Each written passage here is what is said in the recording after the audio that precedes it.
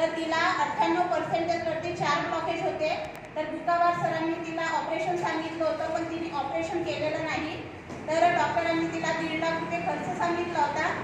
तर त्याच्यानंतर मग आम्ही गणेश सरांनी तिला ती कार्निकोटेन वगैरे ओमेगा वगैरे ही टॅबलेट दिली। त्याच्यानंतर तिला तिचे पूर्णपणे ब्लॉकेज हे नष्ट झाले आहे त्या औषधीने। म्हणजे तिचा 1.5 ते 2 लाख रुपये जो ऑपरेशनचा आहे तो इथे वाचलेला आहे। त्याच्यानंतर मला पेडल एडिमा हा आजार होता, म्हणजे रक्ताचं पाणी होण्याचं मला बिमारी होती। बुकावार सरांचीच माझी ट्रीटमेंट होती।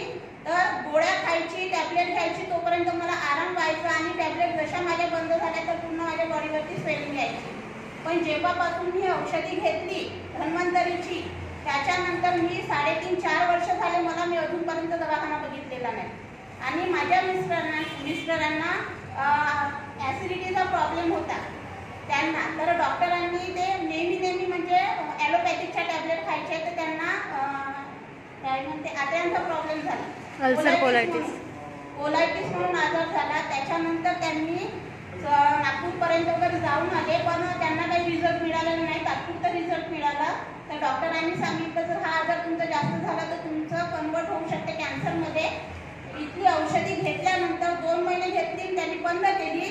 तर थोडे दिवस त्यांना रिझल्ट मिळाला नाही, पण गणेश सरांनी आदेश सरांनी त्यांना सांगितलं की कंटिन्यू तुम्ही घ्या सर, तुम्हाला 100% रिझल्ट मिळेल।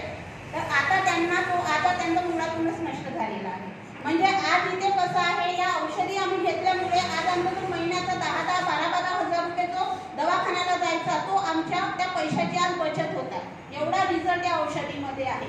जो व्यक्ती 100% म्हणजे आमच्या सांगितल्याप्रमाणे जो व्यक्ती ही औषधी घेणार त्या व्यक्तीला मी सांगते ना, त्या व्यक्तीला 100% रिझल्ट मिळते। आमच्या सांगण्याप्रमाणे तुम्ही जर औषधी घेतले नाही, काही व्यक्ती कोणी काय करतात, 1 महिना घेतात, 1 महिना झाल्यानंतर घेतच नाही, तर तुम्हाला मग रिझल्ट मिळणार नाही। आणि आम्ही तशा लोकांना औषधी देत पण नाही। कंटिन्यू 6 महिने जे घेतात त्यांना 100% औषधीचा रिझल्ट आहे।